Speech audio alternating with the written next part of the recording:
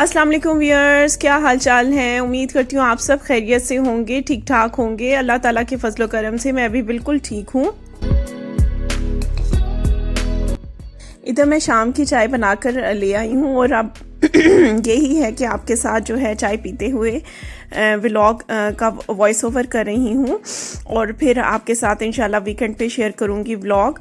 और ये मैंने आपको जैसे बताया था, मैं पिंडी गई थी। मेरे पेरेंट्स होते हैं पिंडी में और मेरी मामा की आंख का ऑपरेशन था, मोतिया था उनकी आंख में और राइट टाइम में तो बिल्कुल उनको नज़र आना बंद हो गया था।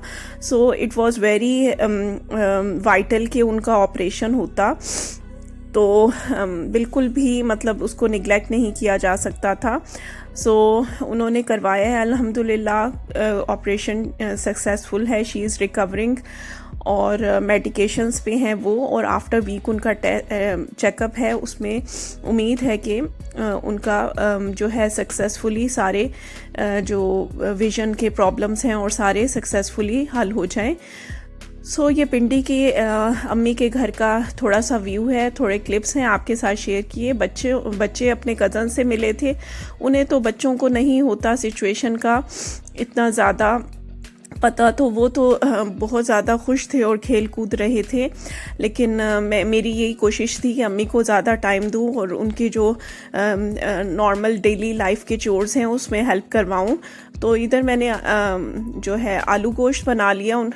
मिर्च मसाले ज़रा कम के साथ मैंने बनाया, स्पाइसेस कम उन्हें चाहिए थे और इसके अलावा शुगर भी है, तो बहुत ही ज़्यादा केयरफुली होके हम सारे ही कोशिश कर रहे थे कि वो ऐसी डाइट लें जो एनर्जी भी दे उन्हें, और इसके अलावा उनके जो शुगर वगैरह के मसाइल हैं वो भी ना अपसेट हो जाएं।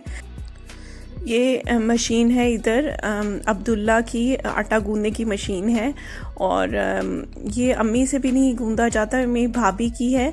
सो इसी में मैंने भी एक दफ़ा ट्राई किया, बहुत ही हेल्पफुल ये साबित हुई है। और भी कंपनीज़ की हैं, मुझे प्लीज़ अगर कोई यूज़ कर रहे हैं तो रिव्यूज़ दीजिएगा कमेंट सेक्शन में कि कौन सी ज़्यादा बेस्ट है आटा गूंदने के लिए मशीन। मैंने भी क्योंकि परचेज़ करनी है अब। सो इधर ये कुछ अम्मी के घर के ही क्लिप्स हैं। ये इधर बुक्स, अपने कज़न्स की बुक्स जो है स्टोरी बुक्स बच्चे रीड कर रहे थे, और ये अफ़सा थी, ये अफ़सा बुक रीड कर रही थी मेरे साथ। कहती है मामा ये वाली बुक रीड करनी है।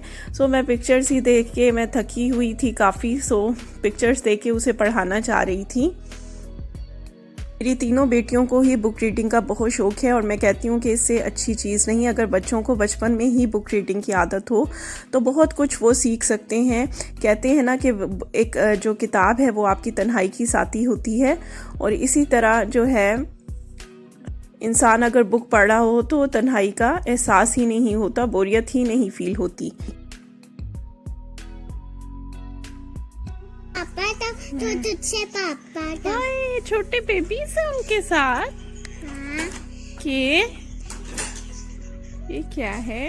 तुझसे पापा तो तुझसे पापा ये उसके पापा हैं, ये इसके पापा हैं। ये अब क्या करे, मैप देख रही है? नहीं तो ताना दादी तो तुझसे पापा तो तुझसे पापा था। तुझसे पापा तो तुझसे पापा था, तो तुझसे पापा था। ओके। माशाल्लाह ये मेरी छोटी बेटी अफ़सा मेरे साथ बुक रीड कर रही है। मैंने क्या उसे पढ़ानी थी, उसने मुझे पढ़ाना शुरू कर दी।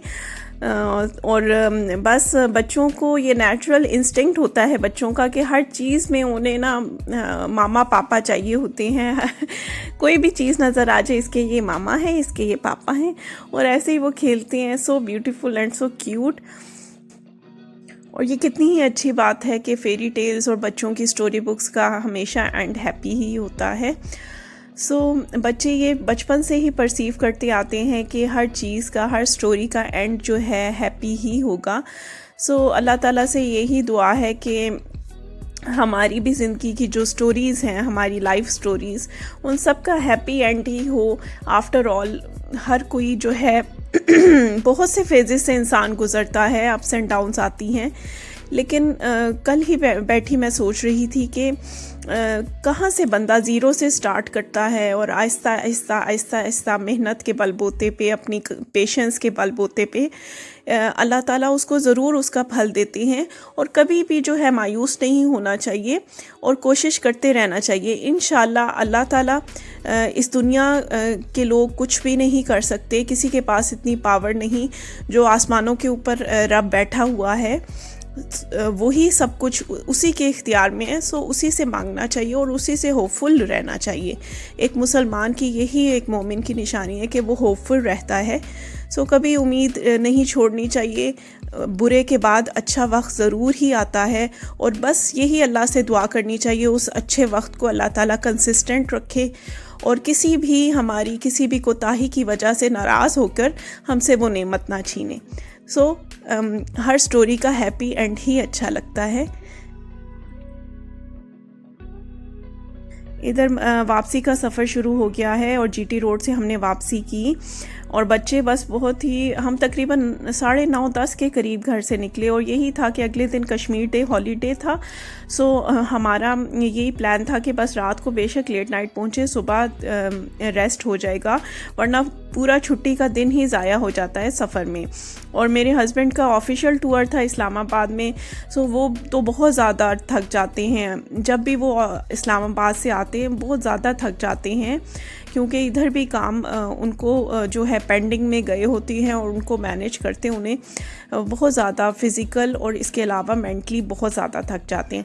सो अगले दिन हमने यही सोचा कि रेस्ट करेंगे। सो शुक्र है अल्लाह का, पहुंच गए हम खैरियत से। 2 बजे के करीब रात को पहुंचे थे और सुबह उठकर मैंने ये शेयर करना था कि सुबह उठकर हुआ क्या। जब मैं सुबह उठी, जुमा था और बच्चों को नहलाना था, तो बस नाश्ता करते ही ऐसी मेरी बैक में पेन शुरू हो गई, बिल्कुल सेंटर में बैक के इतनी सख्त पेन शुरू हो गई। खैर मैं बहुत ही एफ़र्ट से बच्चों को नहलाया और फिर थोड़ी देर के लिए मैं लेट गई, रेस्ट की मैंने, तो शुक्र है पेन खुद ब खुद जो है चला गया। मेरे ख्याल में सफ़र की वजह से, और अफसा भी मेरी गोद में सो गई थी। सो पॉस्चर मेरा कुछ गलत था बैठने का भी, तो इस वजह से ना पेन शुरू हो गया था मेरे। लेकिन रेस्ट से और मेडिसिन भी मैंने ली तो काफ़ी ओवरकम हो गया। तो अगले दिन यही था नाश्ता। अम्मी की तरफ से मैं दाल ले आई थी, दाल उधर मैंने पकाई थी, वो नाश्ते के लिए मैं ले आई, पराठों के साथ हमने वही खाई। और फिर मैंने ये सोचा मैक्रोनीस बना लूँ घर में। और सोहेब कह रहे थे कि, मेरे हस्बैंड कह रहे थे कि बाहर से कुछ ले आएंगे खाने के लिए ना, तो आप रेस्ट कर लो। सो इसी तरह मैं इधर कटिंग कर रही हूँ मैक्रोनीस की। इसकी वेजिटेबल्स कट करी हूँ, बस घर में जो भी अवेलेबल था। अभी कुछ चीज़ें मैं काफ़ी मेड को भी दे गई थी कि ख़राब ना हो, लेकिन गाजर और शिमला और कुछ सब्ज़ प्याज जो है पड़ा हुआ था फ्रिज में, फ्रेश था, वो बिल्कुल 1-2 दिन पहले लेकर आए थे। सो उसका जो इतनी भी अवेलेबल वेजिटेबल्स थी उसका मैंने कट कर ली। और इसके अलावा 2 चीज़ें कैंट मैंने यूज़ की थी, कॉर्न्स और मशरूम्स। और इधर मैक्रोनीस मैं बॉईल कर रही हूँ। पानी को जब बॉईल आएगा तो उसमें मैंने नमक और ऑयल डालकर मैक्रोनीस बॉईल कर ली।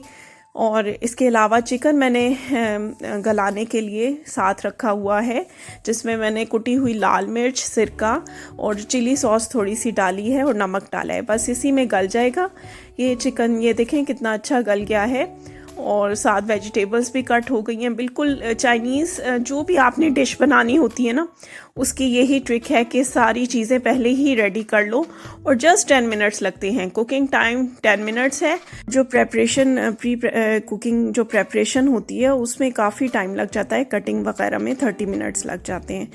और मेरे बच्चे चाइनीज़ बहुत शौक़ से खाते हैं और मैं एज़ अ मील नहीं बनाती, एज़ अ मील मुझे फिर कुछ और ही बनाना पड़ता है। ये एज़ अ स्नैक ही खाते हैं। मील में मतलब मुझे खुद सेटिस्फेक्शन नहीं होती कि कुछ बच्चों के ऐसे पेट में नहीं गया कि जिससे वो फुल फील करें, जैसा रोटी और चावल खा के फुल इंसान फील करता है। सो मैं कभी एज़ अ मील इसे सर्व नहीं करती। कुछ लोग खाते भी हैं, लेकिन मैं साथ में फिर कुछ बना लेती हूँ, चावल, दाल चावल, इस तरह क्विक सी कोई मील तैयार कर लेती हूँ। इधर मैंने सारी फ्रिज से भी जो सॉसेज चाहिए थी वो निकाल के रख ली हैं एंड एवरीथिंग इज़ रेडी। और इधर मैं ये चिकन भी हो गया है बॉयल, ये मैं अपने हस्बैंड को देने जा रही हूँ।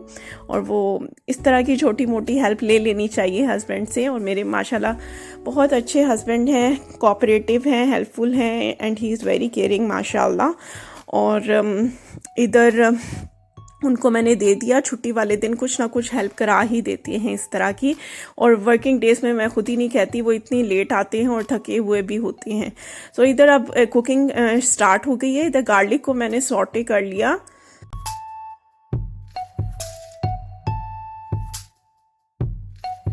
और इसमें मैंने जो सब्ज़ प्याज है उसका अनियन पोर्शन जो है डाला है। और इसको भी मैं वेस्ट नहीं करती, ज़रूर, इससे बहुत अच्छा टेस्ट आता है। और जो डाइस्ड में मैंने कैरेट्स काटी थी वो भी डाल दी हैं। और ये स्टेप वाइज आप देख लें कौन सी वेजिटेबल पहले डलती है। जो हार्ड होती हैं वो ज़रा पहले डाल लेती हैं, और शिमला मिर्च और ग्रीन अनियन का पोर्शन जो है वो मैंने फिर डाला बाद में। और ये कैंड वेजिटेबल्स चली गई इसके अंदर। इनको सारों को हम हाई फ्लेम पर ही फ्राई करेंगे। कितना प्यारा कलर आ रहा है सब वेजिटेबल्स का, और इसमें सॉसेस चली गई सारी। व्यूअर्स एक्सक्यूज़ कीजिएगा, मुझे लगता है मेरा गला थोड़ा थोड़ा बैठ गया है, क्योंकि पिंडी में थोड़ा सा वेदर जो है चेंज था, तो जो है ना बच्चे भी आके ना छींके मार रहे हैं, और थोड़ा सा मतलब उधर ठंड थी, तो मेरा तो इस वजह से शायद गला ना थोड़ा सा ख़राब हो गया। तो वॉइस ओवर में इसलिए एक्सक्यूज़ कीजिएगा इसको। वैसे तो मैंने चाय पी है अभी, लेकिन फिर भी बार बार जो है गला बैठ जाता है। इधर मैंने चिकन भी ऐड किया है, और white paper, black pepper, oregano, parsley, एक चिकन क्यूब गया है इसमें। और इसके अलावा मैक्रोनीस बॉयल डाली, केचप डाली, और मैक्रोनीस डाल के ना इसके ऊपर सोया सॉस, केचप और विनेगर टाइप कोई चीज़ डालें तो ये बहुत ही अच्छी मतलब जुड़ी होती है, तो बहुत अच्छी खुद से खिल के ये हो जाती है मिक्स। और इधर मैं बस बच्चों को ये दिया स्नैक में। और रात को फिर सोहेब कह रहे थे बाहर से कुछ ले आएंगे, क्योंकि मैं बहुत ज़्यादा एग्जॉस्ट हुई हुई थी सफ़र से। इस दफ़ा सफ़र मेरे लिए काफ़ी हेक्टिक रहा। सो एनीवेज, ज़िंदगी के साथ सारा कुछ चलता है, और बंदा थोड़ी सी रेस्ट कर ले तो फ्रेश भी हो जाता है। तो रेस्ट ज़रूर करनी चाहिए। If you are feeling down, no problem, you can take a rest, you can take a day off. और सारे होते हैं कोऑपरेट करने के लिए, हेल्प करने के लिए। सो इधर ही मैक्रोनीस की इस प्यारी सी खूबसूरत सी प्लेट के साथ मैं व्लॉग का एंड करूँगी। होपफुली आपको अच्छा लगा होगा आज का व्लॉग। अपने फ्रेंड्स एंड फैमिली में शेयर किया करें, और चैनल को सब्सक्राइब किए बगैर ना जाइएगा। Have a nice day, take care, अल्लाह हाफिज़।